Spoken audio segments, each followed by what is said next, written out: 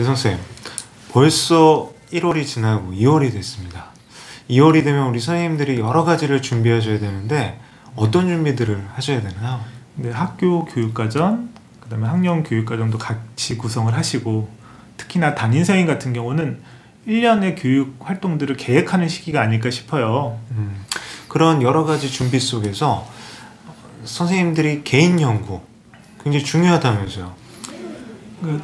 교사의 삶은 1년 단위로 반복이 되잖아요. 근데 어떤 계획을 갖고 교육 활동을 펼치고 그 결과를 분석해서 기록에 남기는 거는 교사의 개인적인 성장과 그리고 동료 교사와의 나눔을 통해 교육 발전에 도움이 된다고 생각이 됩니다. 아니, 항상 이렇게 또 좋은 말씀을 해주셔서 근데 저는 이제 조금 실질적인 얘기를 하고 싶어요. 우리 선생님들이 사실은 매년 사이클이 돌다 보니까 자기도 모르게 이제 타성해졌거나 어떤 슬럼프를 겪게 됩니다. 근데 이 교사연구대회는 자기가 1년 동안 계획하고 학생들과 함께 실행했던 교육활동을 또 정리하는 계기도 되고 또 그것을 통해서 한 번 더 성장할 수 있는 계기가 된다라고 보거든요. 거기다가 이제 여러 선생님들 같은 경우에 이제 현실적으로 승진에 대해서 관심을 갖게 되셔요. 근데 현재 이제 승진할 때 연구가산점이라는 걸 이제 받게 되죠. 예. 입상하게 되면 조금 설명을 해주시겠어요? 우리가 승진을 할 때 연구 점수라고 해서 대학원을 졸업을 하시던가 아니면 이런 연구대회에 참여해서 수상을 하시면 등급에 따라 가산점을 받게 되어 있습니다. 그 연구대회가 그런 의미에서 이제 일석이조 혹은 일석삼조까지 이른다고 봐요. 대성쌤 같은 경우에는 이제 그런 승진 가산점과 상관없이 매년 연구대회에 참여하신 걸로 알거든요. 왜 그러신 거예요? 우선 저는 한 10년 정도 이렇게 꾸준히 참여를 했고요. 근데 처음에는 본인의 역량을 시험해보고 싶은 마음도 있었고요. 그 다음에 몇 년 하다 보니까 제가 이렇게 하루 1년 성장해 가는 게 기록에 남는다는 거, 그리고 학생들한테도 상당히 도움이 되었다는 점, 그것 때문에 했던 것 같습니다. 그러니까 저희가 수업 연구는 어떻게 보면 교사에게 있어서 숙명과도 같지 않습니까? 근데 매년 우리 학급의 특색, 학급의 교육과정, 학년의 교육과정을 이제 구상하고 구현하다 보면은 어떤 주제를 갖게 돼요. 문제의식을 갖게 되고, 그리고 올해는 어떤 것들에 대해서 중점을 둬야겠다 이런 생각들을 하게 되는데, 사실은 그렇게 교육과정을 운영하다 보면 그냥 정신없이 1년이 지나가 버리거든요. 근데 지나고 나서 저희는 또 그 다음에 다른 학년이나 다른 업무를 맡게 되잖아요. 근데 새로 그 업무나 학년을 맡게 됐을 때 예전의 기억들이 가물가물합니다. 그런데 연구대회를 통해서 학생들과 뜻깊은 교육활동을 운영을 하고 산출물을 만들어 놨을 때는 입상 결과와 상관없이 그게 항상 마음에 이제 품어지는 것 같아요. 우리 대성쌤 교사 시절에 하셨던 연구 주제 중에 기억에 남는 거 있으시잖아요. 어떤 연구 주제들이 있었나요? 저는 3학년 학생들하고 이런 동물탐험대라고 하는 가상체험을 활용한 그런 동물체험 연구를 했었는데요. 그 이유가 상당히 도심의 아이들이 동물들을 체험할 기회가 적고 실제로는 잘 모른다. 그리고 아주 이런 동물들을 어떻게 하면 좀 더 학생들이 몰입할 수 있고 흥미를 가질 수 있게 할까라는 생각에서 그런 입체 영상도 만들고 학생들하고 이런 교육 자료를 만들어서 같이 수업에 활용했던 기억이 있습니다. 그러니까 저희가 이제 저도 그때 같이 대성쌤하고 했는데 3, 4학년에 이제 동물 단원이 나와요. 그래서 땅에 사는 동물, 하늘을 나는 동물, 그 다음에 이제 물에 사는 동물이 나오는데 실적으로 학생들이 동물원에 안 가본 학생들은 없거든요. 예. 그렇지만 동물원에 가도 동물을 자세히 관찰할 수가 없어요. 그렇죠? 멀리서 보게 되고 그리고 피상적이거나 어떤 상황에 놓여진 그 하나의 모습만 보게 되는데 저희가 그걸 그때 영상으로 촬영을 했었죠. 근데 우리 대성쌤이 구현을 하셔서 하나의 장치를 만드셨어요. 그리고 사람의 왼쪽 눈과 오른쪽 눈의 역할을 하는 제가 카메라를 달아서 그 카메라를 갖고 입체 영상을 구현을 했었잖아요. 지금으로 치면 굉장히 어떤 무모한 도전이었던 것 같은데, 그래서 그때 그 영상들을 갖고 교수학습 자료와 연결지어서 자료를 만들었고 보급했었어요. 그리고 그거를 그 당일 연도만 활용한 게 아니라 여러 선생님들한테 연수도 하고 저희가 지속적으로 그걸 업그레이드 시켰던 것 같아요. 그러면서 우리 대성 선생님 많이 성장하셨죠. 이런 좋은 교육 자료를 이제 개발해보고 수업에 적용해보는 것 자체가 교사한테 큰 성장의 경험이었고요. 이제 이런 교육 자료를 어떻게 하면 보급할 수 있을까? 그래서 빨간색, 파란색, 셀로판 종이로 이렇게 안경을 만들어서 학생들이 입체감을 느끼는 책도 만들었던 게 기억에 남고 그런 걸로 이제 게임 도구도 만들었던 기억이 있습니다. 그 작년 같은 경우에 이제 보면 예전과 다르게 이제 대회들이 조금 많이 이제 정리가 됐었거든요. 지역 대회가 있고 전국 단위 대회가 있습니다. 그리고 전국 단위 대회들이 작년 말까지 해서 이제 다 마무리가 됐죠. 물론 이제 예외적인 대회가 있죠. 사이클이 조금 다른 이제 현장 연구 같은 것도 있지만 대부분의 전국 대회들이 마무리됐고 그리고 그 결과들이 나왔단 말이에요. 근데 이런 대회들이 운영되면서 선생님들이 굉장히 힘들어하는 게 있어요. 뭐냐면 입상을 하지 못했을 때 내가 1년 동안 노력한 게 수포로 돌아간다라는 생각을 하시는 경우가 있거든요. 우리 대성 선생님 입상 못하신 경험 있으신가요? 물론 저도 있습니다. 저도 이제 상당히 야심차게 했었는데 이렇게 입상은 하지 못했던 경험이 있고요. 근데 그거를 당해년도에 입상 못했다고 이렇게 좌절할 필요는 없는 것 같아요. 내가 부족했던 점을 찾아보고 그 다음에 제가 팁을 드리자면 이런 기존의 수상작들을 잘 분석을 하고 그 다음에 다시 새롭게 연구 자료를 좀 업그레이드해서 출품을 해서는 다시 상을 받은 기억이 있습니다. 근데 그때 이제 자료들을 지금에 와서 되돌아보면 굉장히 부끄러우시진 않으세요?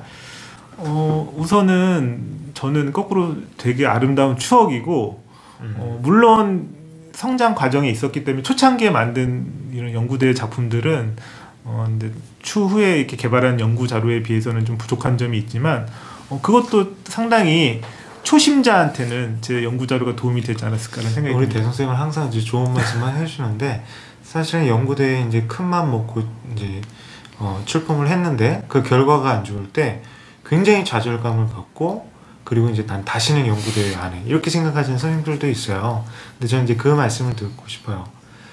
연구대회라는 건 하나의 과정이라고 생각을 합니다. 그 과정이 사실은 그 결과에 의해서 과정이 없어지는 건 아니거든요. 그래서 그 과정 속에서 만약에 미진한 점이 있었다라면 그리고 그 과정을 통해서 만족할 만한 결과가 맡았다면 저희 교사 생활은 사실은 매년 주기의 사이클이 있거든요. 그 부분을 이제 보완해서 출품한다라면 사실은 그런 실패에 대한 것을 딛고 더 큰 성공, 성취, 그리고 또 만족이나 보람, 그리고 이제 슬럼프를 극복하는 계기가 될 수 있다라고 생각을 하고요. 오늘은 이제 작년에 이제 전국대회를 중심으로 그 전국대회 결과에 나왔던 몇 가지 이제 주요 사항들을 중심으로 이제 연구대회를 어떻게 준비하면 좋을까 이런 얘기를 좀 나눠봤으면 좋겠어요. 제가 서론이 너무 길었네요. 대스님한테 한번 여쭤볼게요. 연구대회 한 4월, 5월부터 준비하면 되는 거 아닌가요? 왜 지금이 중요하죠?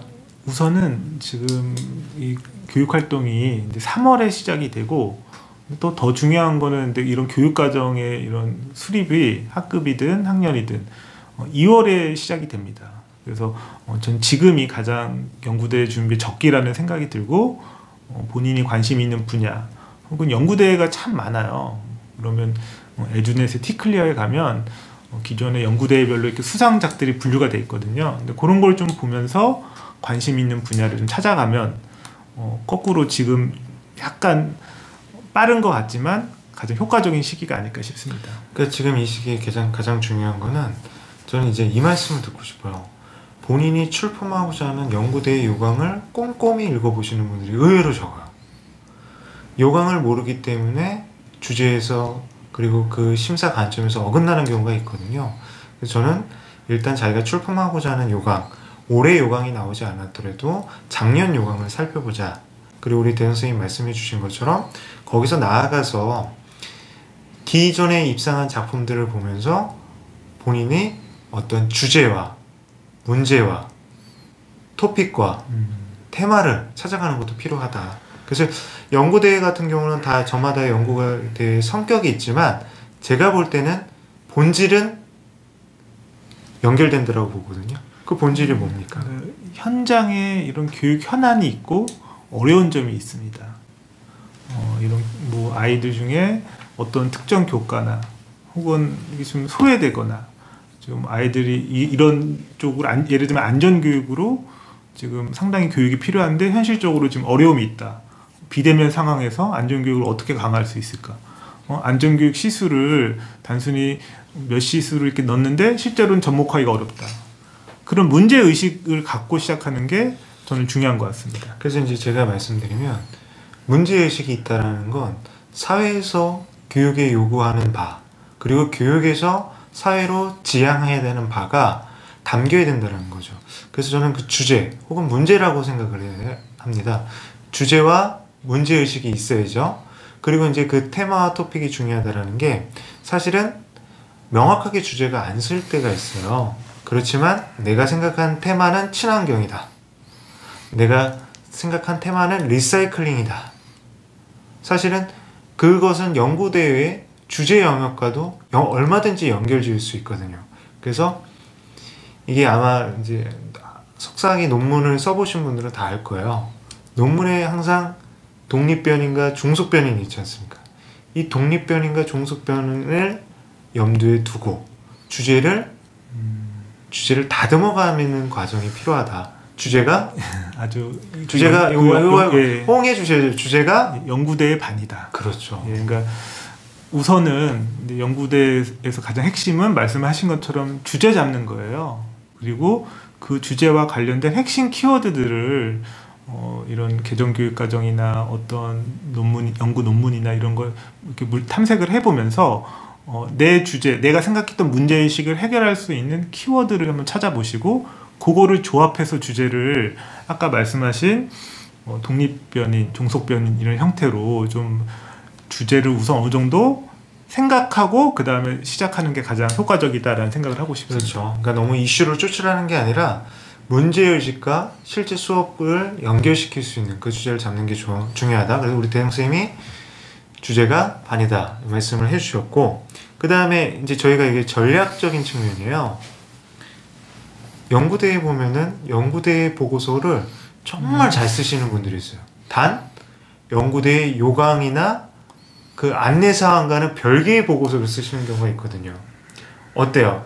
연구대의 규정이나 이런 것들, 과도한 경쟁이나 이런 거 편집에 대한 에너지 소모를 줄이기 위해서 흑백으로 혹은 뭐 어떤 편집의 글씨체라든가 이런 거를 처음에 제시를 하고 분량 같은 경우도 제시를 하거든요. 근데 그런 것들을 별거 아니라고 생각하시면 안 됩니다. 우선 연구대의 가장 기본은 연구대 요강에 나와 있는 기준을 준수하는 것. 준수해서 감점 요인만 피해도 뭐 아까 주제가 반이다라고 했지만 그거 역시도 정말 절반의 성공 같다는 생각이 그렇죠. 듭니다. 그러니까 제가 이제 전국 단위 대회 우리 대성 선생님하고 이제 심사를 갔으면, 최근에는 안 갔으니까 저희 이런 말을 해도 되죠.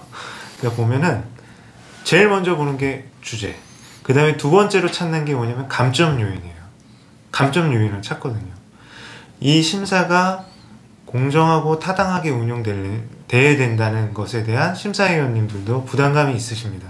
근데 그 부담감의 기본은 대회에서 규정하고 있는 지침, 사소한 거일지라도 한번 필터링을 하실 필요가 있는 거죠. 그래서 일단 연구대의 보고서나 어떤 연구대의 주제나 어떤 연구대의 작품을 만들기 이전에 요강은 형광펜을 들고 밑줄 쳐가면서 저희가 여기 간지 붙여가면서 그거를 숙지를 하셔야 됩니다.